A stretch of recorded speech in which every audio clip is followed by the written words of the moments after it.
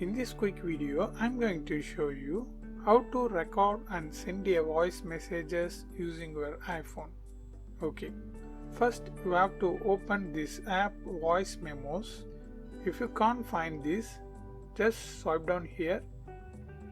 You can find that app on App Library. Just open the app. Yeah, here you can see all your previous recordings. To record your voice messages, just tap this red button. Now it starts recording your audio. Just like that. If you want to save this, again tap this red button. That's it. Now your recordings was saved to your iPhone. To share these voice messages on any social media apps, just click these three dots and tap share. Yeah, here you can share with WhatsApp or other social media you wish.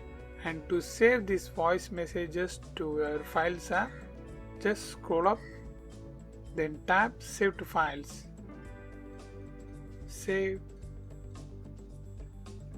That's it. Now your voice message will be saved to Files app.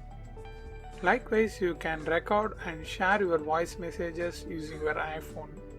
I hope this video helps. If it really helps, means leave a like and share this video with your friends and neighbors.